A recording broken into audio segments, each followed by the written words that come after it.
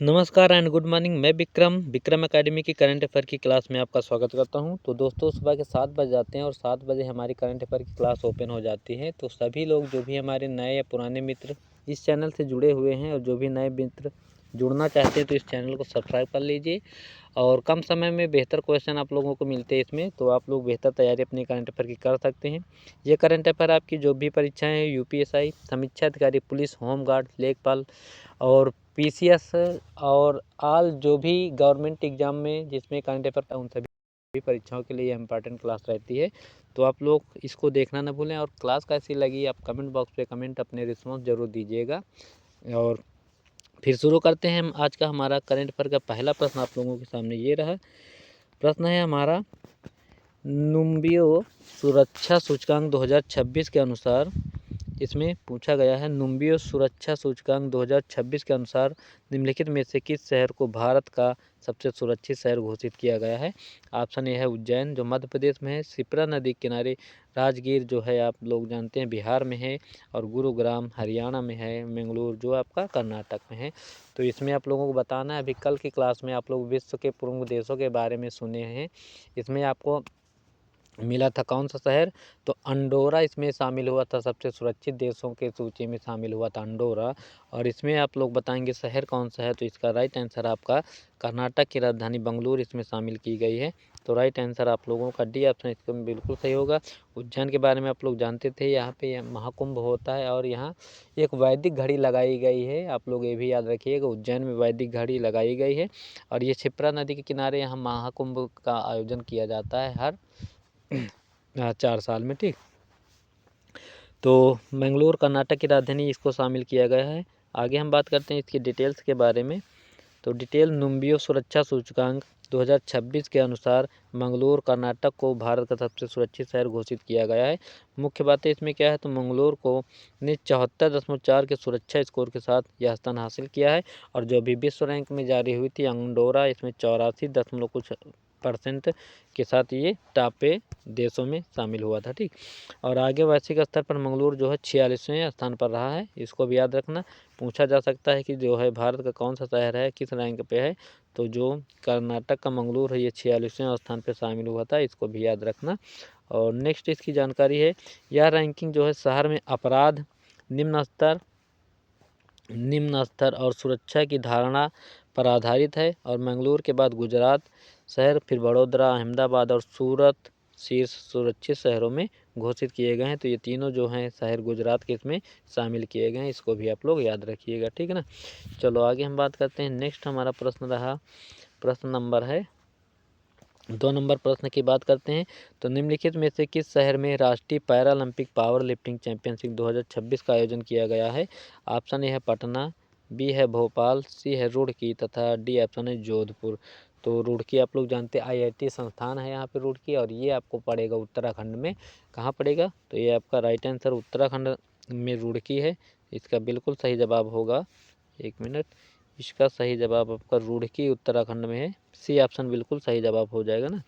चलो इसके बारे में बात करते हैं डिटेल्स में क्या है। तो राष्ट्रीय पैरालंपिक पावर लिफ्टिंग चैंपियनशिप 2026 का उद्घाटन उत्तराखंड के रुड़की विश्वविद्यालय में किया गया है। तो उद्घाटनकर्ता इसमें कौन थे, तो उत्तराखंड के मुख्यमंत्री आप लोग जानते हैं पुष्कर सिंह धामी ने 16 जनवरी 2026 को वर्चुअल माध्यम से चैंपियनशिप का उद्घाटन किया। वर्चुअल माध्यम का मतलब है ऑनलाइन इन्होंने किया है, वहाँ ये मौजूद नहीं थे। ठीक ना। और आगे आयोजन स्थल की मैं बात करूं, तो आयोजन स्थल COER college of engineering Roorkee Uttarakhand है। मुख्य बातें क्या है इसमें, तो मुख्य बातों के रूप में यह चैंपियनशिप जो है 16 से 18 जनवरी 2026 तक आयोजित की गई, जिसमें देश भर के पैरा एथलीटों ने भाग लिया। पैरा एथलीट क्या होते हैं, तो जो विकलांग होते हैं शरीर के किसी भी अंग से, उन लोगों को इसमें शामिल किया जाता है। ठीक ना। तो राइट आंसर आप लोग उत्तराखंड क्या रुड़की शहर है। नेक्स्ट हमारा प्रश्न है, हाल ही में किस राज्य ने गुटखा, पान मसाला और सभी तंबाकू निकोटीन उत्पादों पर पूर्ण रूप से प्रतिबंध लगा दिया है। इंपॉर्टेंट प्रश्न रहेगा इसमें, जरूरी प्रश्न भी है। ऑप्शन ए है पश्चिम बंगाल, बी है मध्य प्रदेश, सी है बिहार तथा डी ऑप्शन है उड़ीसा। तो तंबाकू और निकोटीन उत्पादन जो भी खाद्य पदार्थ हैं नशेला, उनको बंद करने के लिए घोषणा कर दिया है उड़ीसा सरकार ने। तो राइट आंसर आप लोग क्या लगाएंगे, राइट आंसर इसका बिल्कुल सही जवाब हो जाएगा उड़ीसा, यानी डी ऑप्शन आप लोग सही लगाएंगे। ठीक ना, तो डी ऑप्शन आप लोग लगाएंगे इसमें। 1 मिनट, डी ऑप्शन आप लोगों का इसमें सही जवाब हो जाएगा, डी ऑप्शन। ठीक, चलो आगे इसके डिटेल्स के बारे में बात करते हैं। तो तंबाकू में आप लोग जानते हैं कौन सा नशीला पदार्थ पाया जाता है, निकोटीन पाया जाता है। और चाय में क्या होता है, चाय में थीन होता है। थीन और निकोटीन याद रखना अलग अलग चीज़ें हैं। तो इसके बारे में बात करते हैं। तो उड़ीसा सरकार ने जनवरी 2026 में सार्वजनिक स्वास्थ्य की रक्षा और मुंह के कैंसर जैसी गंभीर बीमारियों को कम करने के उद्देश्य से पूरे राज्य में गुटखा पान और तंबाकू निकोटीन युक्त सभी उत्पादों पर पूर्ण प्रतिबंध लगा दिया है। तो बहुत ज़रूरी है, ये लगाना भी चाहिए, सभी राज्यों को ऐसा करना चाहिए। इन सब चीज़ों के लिए पाबंदी लगा देनी चाहिए, क्योंकि कैंसर जैसी जानलेवा महा बीमारी बहुत ख़तरनाक होती है, आप लोग जानते भी हैं। और प्रतिबंध का दायरा क्या होगा, तो यह प्रतिबंध जो है गुटखा, पान मसाला, जर्दा और खैनी जैसे सभी तंबाकू और निकोटीन उत्पादों के निर्माण, भंडारण, परिवहन और बिक्री पर रोक लगा दिया है। तो बहुत बढ़िया किया इसने। और प्रभावी तिथि क्या होगी, तो प्रभावी तिथि इसकी होगी, उड़ीसा सरकार ने इस बड़े फैसले की घोषणा जो है 22 जनवरी 2026 को की है। उद्देश्य क्या है, तो राज्य सरकार विभाग के अनुसार इस कदम का मुख्य उद्देश्य है कैंसर के बढ़ते मामलों को रोकना और राज्य को तंबाकू मुक्त बनाना है। अन्य राज्यों जैसे पश्चिम बंगाल, झारखंड में भी पहले से इसी तरह के प्रतिबंध लागू रहे हैं, लेकिन उड़ीसा का यह नवीनतम निर्णय इससे पूरी तरह प्रतिबंधित करने वाला हालिया कदम उठाया है। तो ये इम्पॉर्टेंट प्रश्न रहेगा इसमें। और आगे अन्य जानकारियाँ इसमें हैं कुछ अन्य। तो राष्ट्रपति द्रौपदी मुर्मू ने भुवनेश्वर में स्थायित्व के लिए जीवन शैली अभियान का शुभारंभ किया है उड़ीसा से। और देश के पहले राइस एटीएम का उद्घाटन उड़ीसा में किया गया, इसको भी याद रखना। डीआरडीओ ने 14 अगस्त 2024 को लंबी दूरी की ग्लाइडर बम गौरव का सफल परीक्षण यहीं से किया था। उड़ीसा में आप लोग जानते हैं चिल्का झील है, यहाँ पे खारे पानी की सबसे बड़ी झील आप लोगों को कहाँ मिलेगी, तो उड़ीसा में मिलेगी चिल्का झील। ठीक, और उड़ीसा सरकार ने कामकाजी महिलाओं के लिए 1 दिन की मासिक धर्म छुट्टी का अवकाश घोषित किया है। और अनु गर्ग जो है अभी हाल ही में उड़ीसा राज्य की पहली महिला मुख्य सचिव नियुक्त की गई हैं। और राजधानी आप लोग जानते हैं इसकी भुवनेश्वर है उड़ीसा में। और उड़ीसा में आप लोग जानते हैं कोणार्क का सूर्य मंदिर मौजूद है, जिसको गंग वंश के शासकों ने बनवाया था। और ब्लैक पगोड़ा के नाम से इसको भी जाना जाता है, ये भी आप लोग याद रखना। मोहन चरण मांझी यहाँ के वर्तमान में सीएम हैं।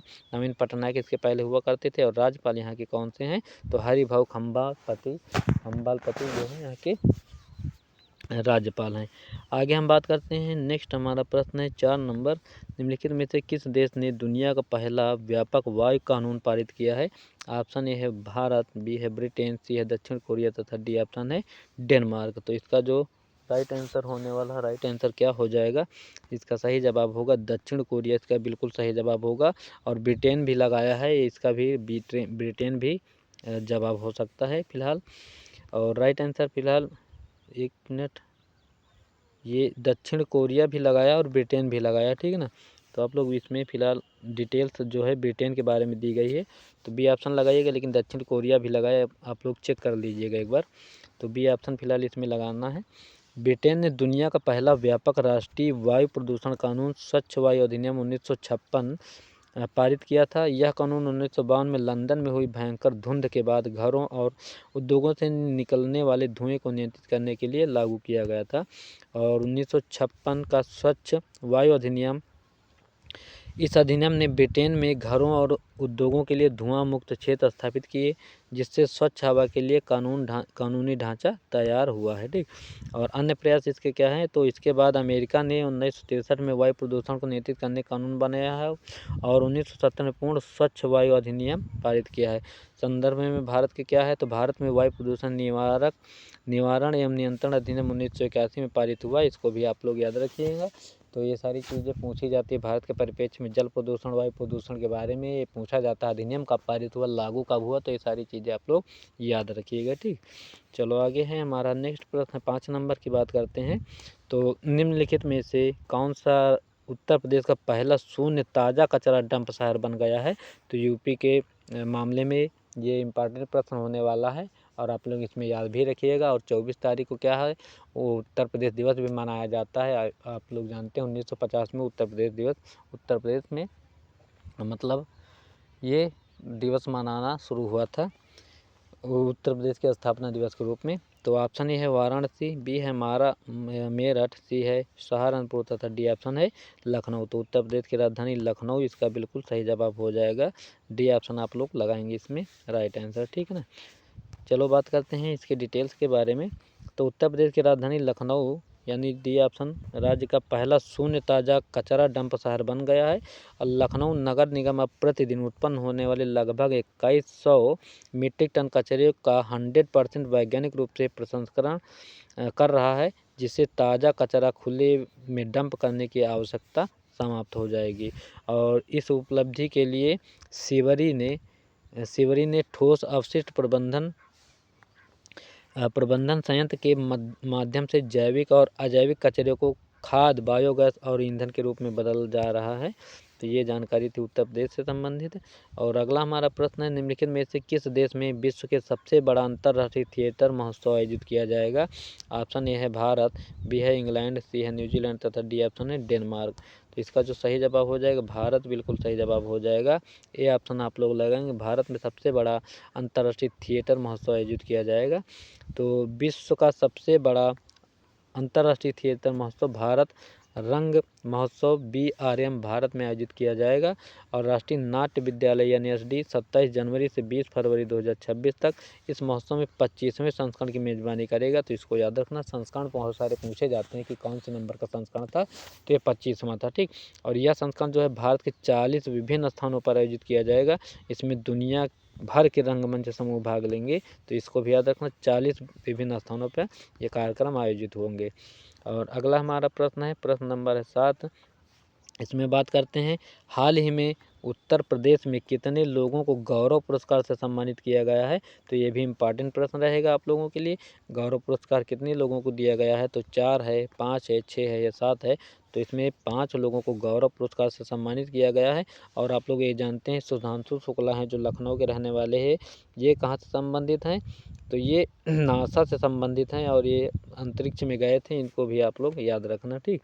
तो सुधांशु शुक्ला, और इनके नाम से लखनऊ में एक सड़क का निर्माण भी हुआ है, इनके घर के पास जाती है, तो उसको आप लोग याद रखिएगा।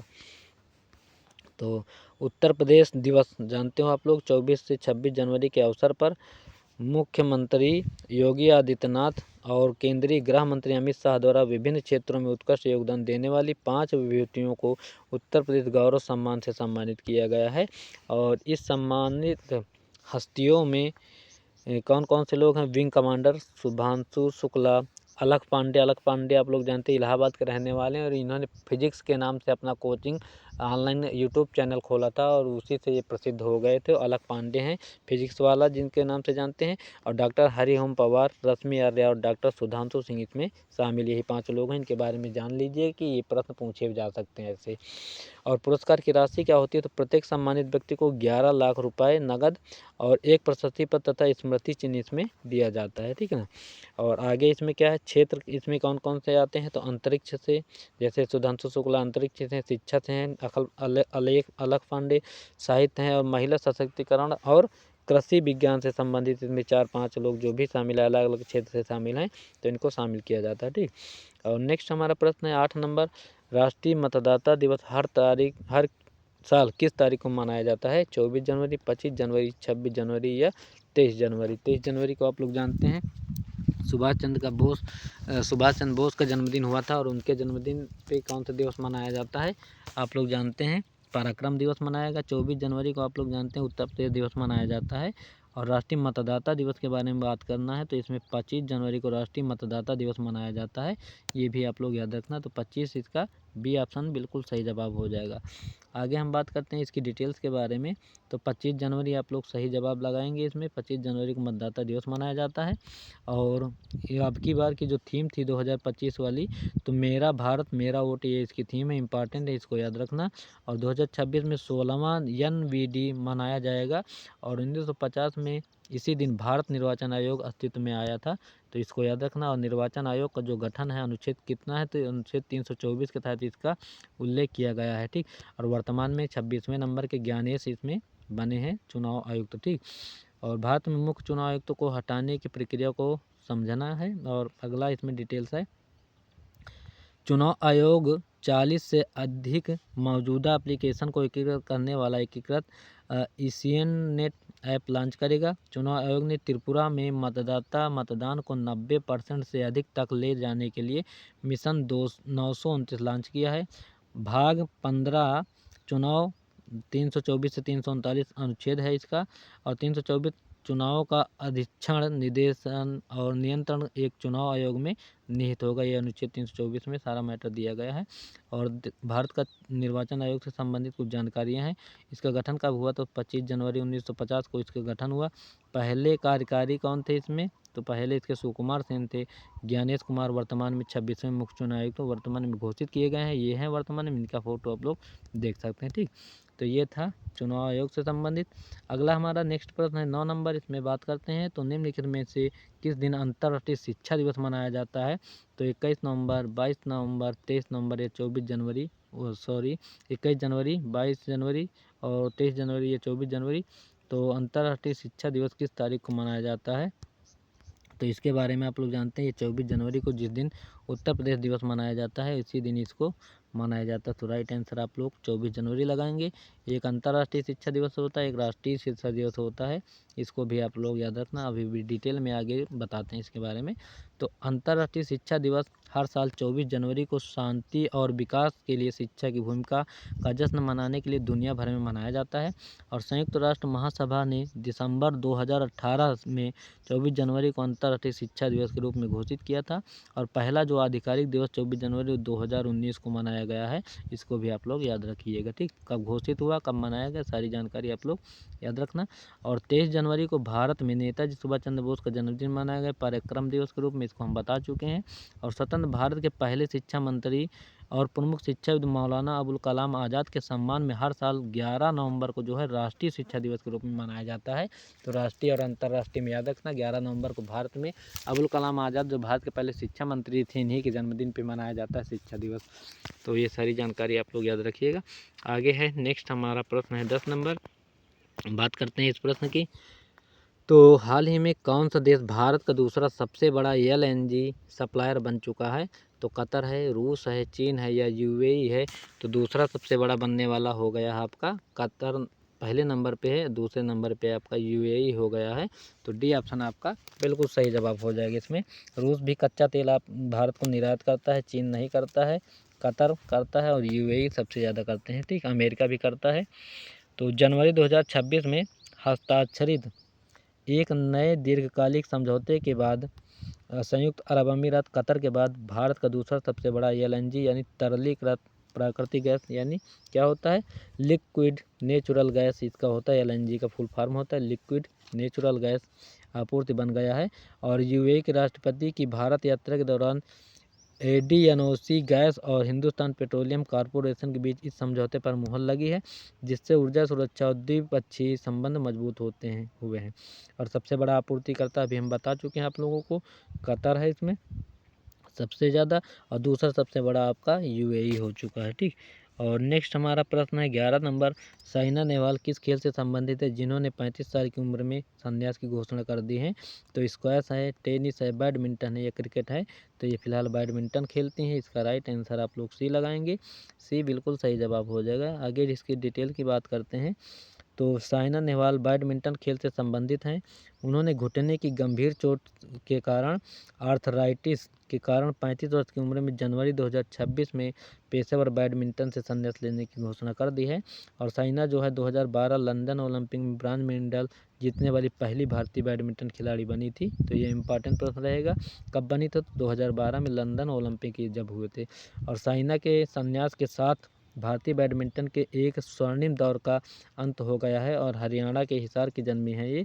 2008 में जूनियर वर्ल्ड चैंपियन बनकर अंतर्राष्ट्रीय स्तर पर इन्होंने अपनी पहचान बनाई है। ठीक, और उन्होंने बीजिंग ओलंपिक में इतिहास रचते हुए ओलंपिक बैडमिंटन सिंगल्स के क्वार्टर फाइनल तक पहुंचने वाली पहली भारतीय महिला बनने का गौरव हासिल किया था। और लंदन ओलंपिक अभी हम आप लोगों को बता चुके हैं, ये शामिल थी। तो ये थे आज के हमारे 10 या 11 प्रश्न हमारे इम्पॉर्टेंट थे। और आज के फिलहाल प्रश्न यहीं समाप्त होते हैं। और हमारे कल के जो प्रश्नों का जवाब दिया था उनमें से कुसुम है, माही है, मनी शर्मा, इन लोगों ने बिल्कुल राइट आंसर दिया था, बिल्कुल सही जवाब दिया था प्रश्नों का जो भी हमारा आज का। तो इन लोगों को बेस्ट ऑफ लक तो नहीं कहेंगे अभी, क्योंकि अभी लक तो सभी का ख़राब ही चल रहा है, लेकिन अच्छा परफॉर्मेंस होता है इन लोगों का, अच्छे से डिटेल भी देते हैं सभी लोग। और बेस्ट हमारे जो हैं जवाबकर्ता कौन कौन से हैं, तो कुसुम है, माही पटेल है, मनी है, ये लोग सब बढ़िया से जवाब देते हैं। तो ढेर सारी बधाइयाँ इनको विक्रम एकेडमी की तरफ से। आगे हमारा नेक्स्ट प्रश्न है, आप लोग उसका भी जवाब दीजिएगा, और क्लास अच्छी लगे तो आप लोग कमेंट बॉक्स से कमेंट ज़रूर करिएगा, ठीक है ना। तो ये है आज का हमारा सवाल, भारत के पहले गृह मंत्री कौन थे, इसके बारे में आप लोगों को बताना है। डिटेल के साथ लिखिएगा, आप कब से कब तक रहे, कौन थे, सारी डिटेल आप लोग कमेंट बॉक्स पे लिखिएगा। और क्लास कैसी लगी आप लोग कमेंट ज़रूर करिएगा, ठीक है ना। तो चलो, ये क्लास हमारी होती है समाप्त। और आप लोगों को ये विक्रम एकेडमी में ये हमारा मोबाइल नंबर है, आप लोग इसमें मैसेज करेंगे तो आप लोगों को PDF जो है मिल जाएगी, ठीक। तो बाय सभी को, अपनी तैयारी करते रहिए बेहतर ढंग से, और जिन लोगों की परीक्षाएं लगी हुई हैं लगे रहें। और 1 तारीख को जूनियर असिस्टेंट के जिनके एग्ज़ाम है वो अपनी तैयारी पूर्ण रूप से करते रहें। UP GK है, कंप्यूटर है, और GK GS है, साथ में हिंदी का जो पोर्शन है सभी अच्छे से तैयार कर लें, ताकि आपकी परीक्षा बेहतर ढंग से हो जाए, ठीक। मिलते हैं फिर अगले दिन सुबह 7 बजे, तब तक के लिए अपनी पढ़ाई करते रहिए, मस्त रहिए, अपना ख्याल रखिए। Thank you for watching this class, bye.